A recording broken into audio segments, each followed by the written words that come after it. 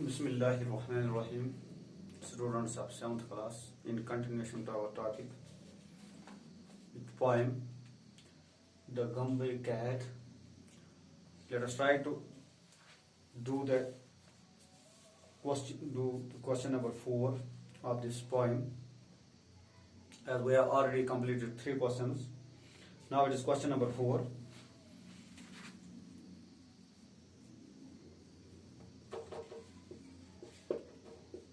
Question number 4 आपका है, Where does the Gumby cat like to sit?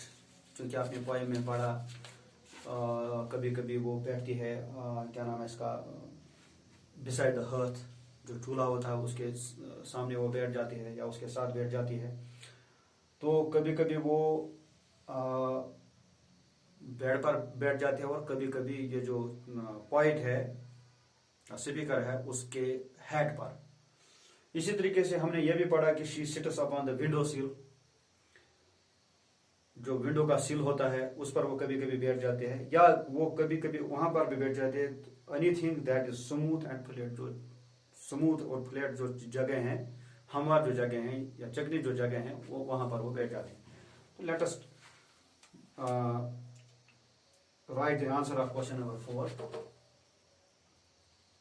The Gumbie cat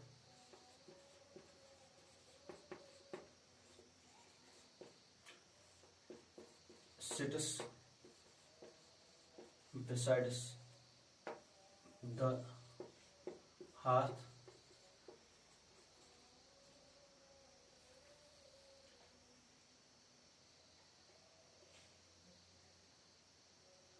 or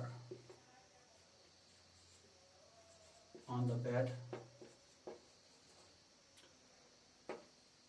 Sometimes she sits, हाँ कभी कभी वो क्या करते हैं, she sits upon the window sill.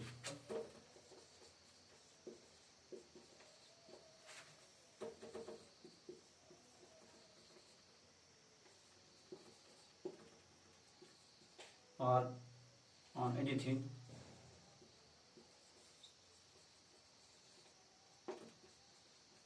that is,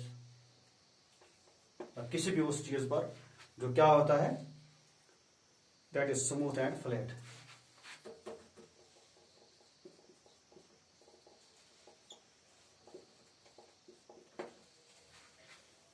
This was the answer of this question number 4. Now we will move towards the question number 5. Why does Gumby cat bake and fry? Gumby cat जो है ये क्यों, ये मान लीजिए पकौड़े जैसा, वो पकौड़े क्यों बनाती है ये? Question number 5.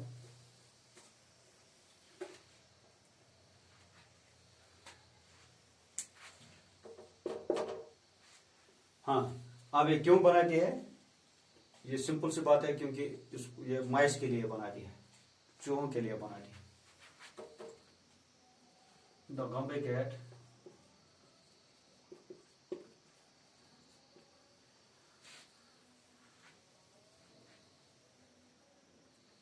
makes this for mice, mice के लिए ये बनाती है. Now is the question number 6. Question number 6 is does the Gumby cat have any purpose in life? क्या उसका कोई मकसद है उसकी जिंदगी का? तो है, मकसद है. वो मकसद ये है कि वो हर एक हाउस होल्ड को वो डिसिप्लिनड बनाना चाहती है, वेल ऑर्डर रखना चाहती है, एक ऑर्डर में रखना चाहती है, या हम ये कहेंगे अप टू डेट रखना चाहती है वो ये गम्बी कैट. तो इसका आंसर है yes, she wants that every household should be, हर एक जो हाउस होल्ड है वह क्या होना चाहे, it should be well ordered, should B